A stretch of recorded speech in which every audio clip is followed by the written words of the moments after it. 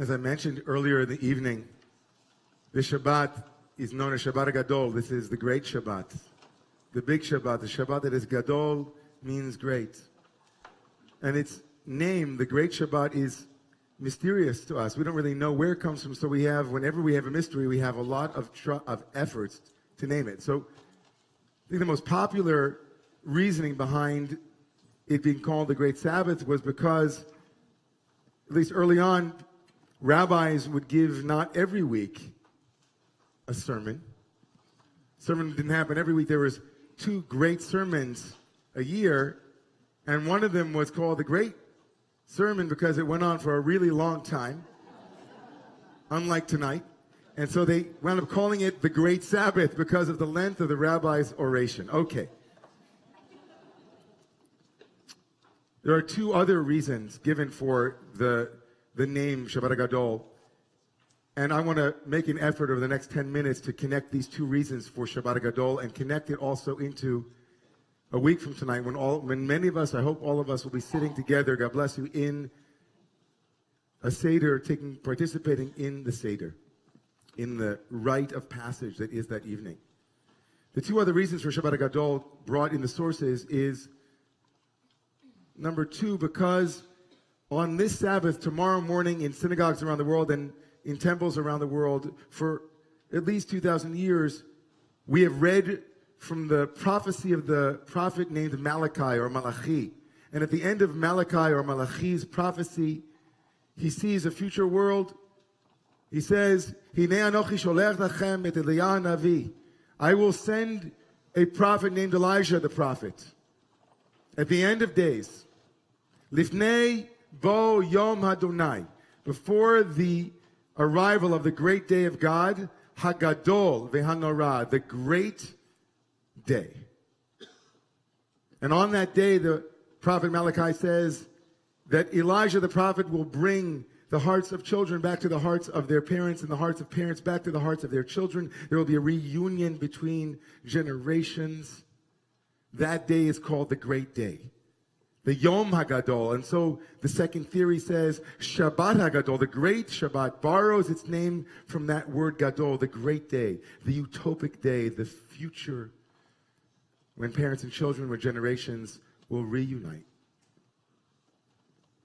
And the third theory for Shabbat Gadol, amongst others, but just the third one for tonight,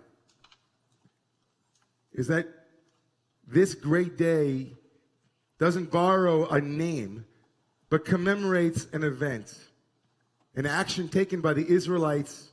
And if you can imagine for a moment here, not just Friday night here in New York City, but in ancient Egypt, a group of slaves sitting around being told by their leader Moses, on the 10th of the month, you are to grab a god of Egypt known as a lamb and bring it into your homes.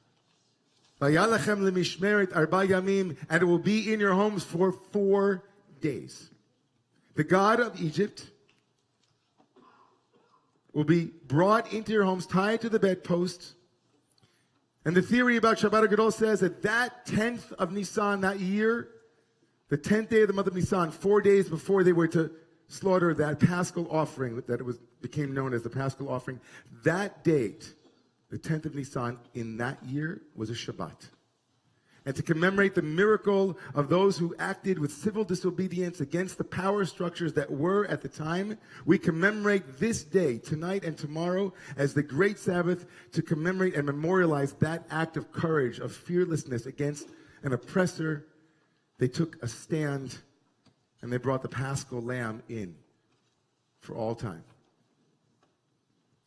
There's something in these 2 theories, not the one about a long sermon, but the one about the vision of parents and children and parents, and the powerful act of civil disobedience of those who brought the God of Egypt into their home.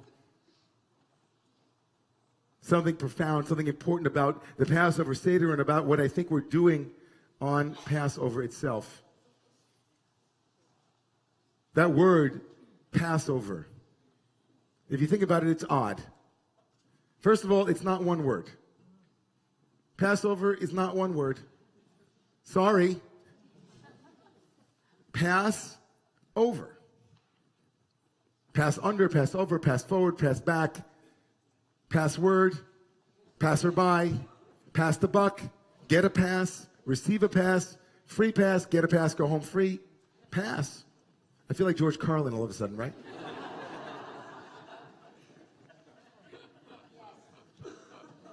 It's a weird word. It's a weird word. It means at once to both get a pass is for something to be ignored. I give you a pass, I'm going to ignore it. And that's actually the functional usage in the Torah for the Paschal lamb. How does the Paschal lamb get its name? Right? That lamb that was brought in as an act of civil disobedience. That lamb's name is not this, it's not defining the act of the Israelites. It defines whose act. Who passed over? Who ignored the homes of the Israelites? God. The word Passover has nothing to do with the Israelites or the lamb, for that matter, in a moment. The lamb only represents Passover in that it was the necessary prerequisite for God to pass over. Listen to this. This is the Torah describes that at one point in the future, your children will ask you questions. Wow, interesting. Okay. This actually forms the Seder structure. Children ask questions. Ve'amartem, and they'll ask you a question, and you will say, Zevach Pesach hu l'Adonai. This lamb that was the god of Egypt became the Paschal Zevach, the Paschal offering for God. Asher Pasach al batei b'nei Yisrael b'Mitzrayim b'nakpo et Mitzrayim ve'et bateinu hitzil. This little lamb represents a passing over. It has its name from God's willingness not to be attentive, but to ignore. God was willing, because of this lamb, to give us a free pass and passed over. But for the Israelites, who are the ones sacrificing the lamb, nothing of the lamb has to do with passing over and ignoring, does it? Everything about the lamb has to do with passing through. Everything about the lamb as it relates to the Israelites has nothing to do with jumping over, but walking through. They are to take the God of Egypt after 4 days of familiarity. They are to take the fear, the object of veneration and of terror, and they are to bring it close. Step one. Step two, they are to get to know it for 4 days and be terrified that maybe somebody might discover them. It's hidden. And after 4 days of hiddenness, they are to do the act that you can possibly imagine for them. It might be a little bit scary. They are to courageously overcome their fear so that they might what? Take the blood of that animal, that God, and put it all over their doorposts where they don't jump over. They don't skip over. They walk through. What was passing over for God was passing through for humans. If the way to liberation was to imagine a God who would ignore, for the sake of liberation, our homes, but not the others' homes, the God of liberation in our text says to those who want to be free, I will pass over, but you must pass through. You must pass through. You ever think to yourself, why do we have to have this ritual?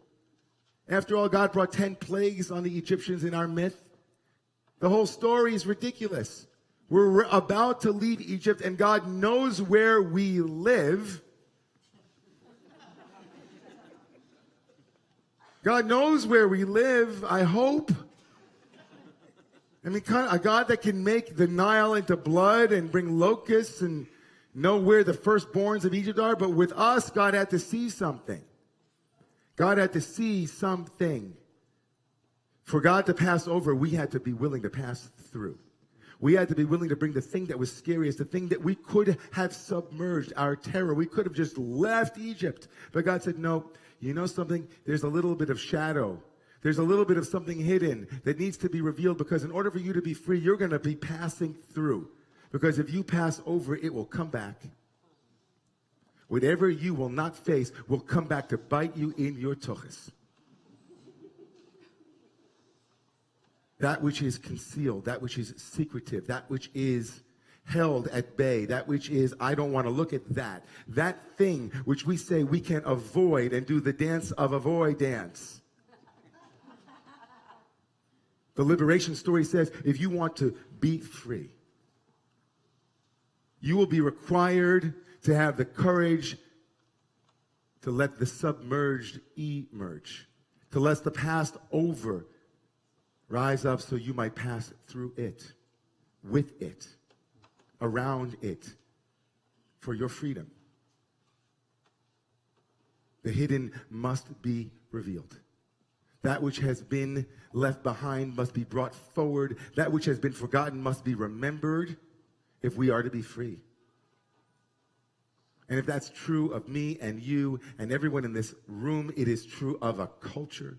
It is true of a society. It is true of a nation. It is true that we will not be free until we pass through that place that we would probably wish we could just get a pass on. Doesn't work like that. And you know who knows this better than anyone?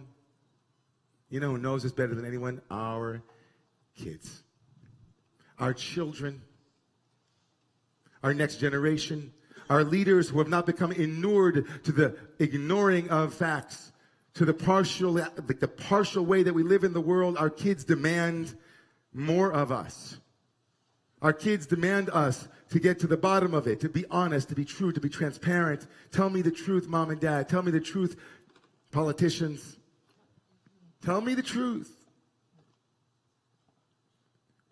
So it isn't a mystery to me that we begin our Seder.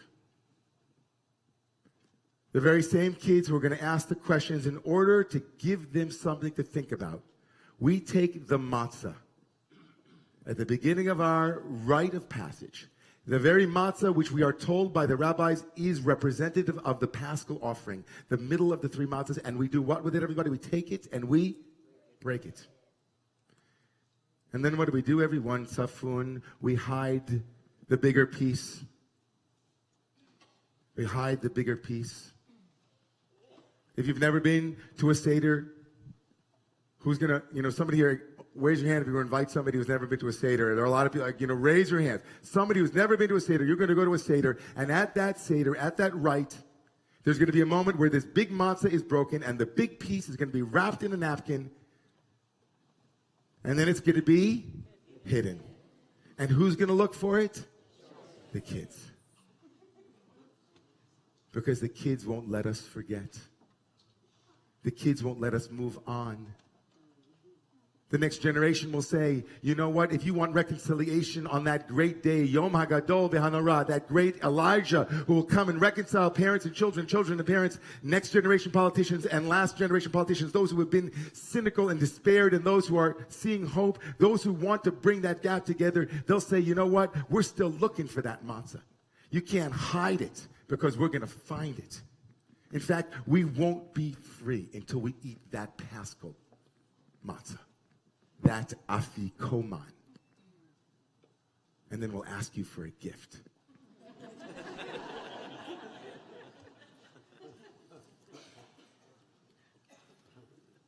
The great Sabbath is the great Sabbath because it asks us to ask each other next Friday night and next Saturday night, or whenever you have a Seder, what is it that I need to know, to do?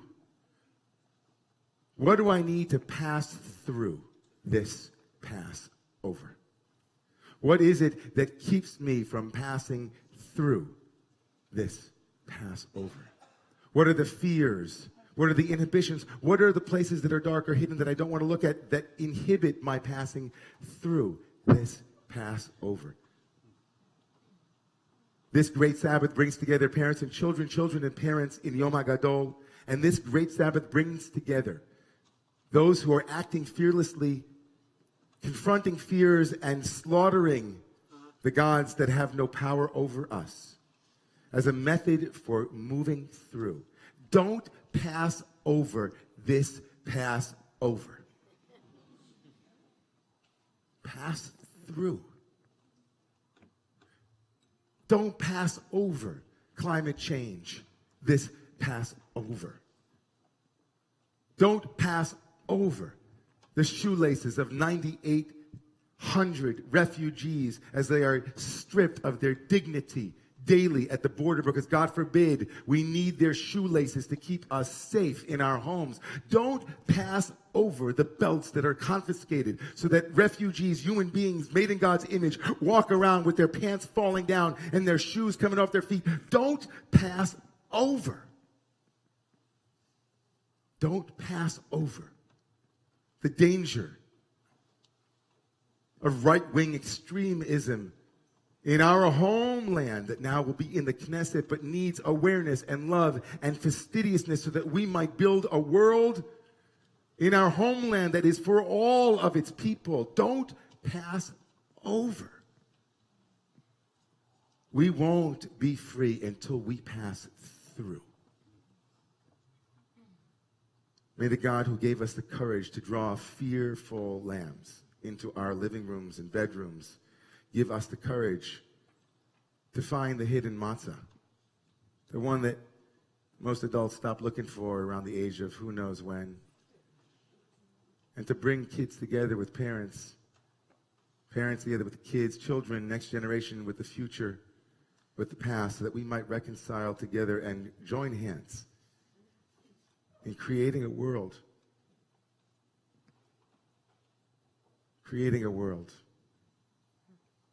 where no one gets a free pass on passing through, but that together, collectively, with each other's support and help, we might build a world where we can pass through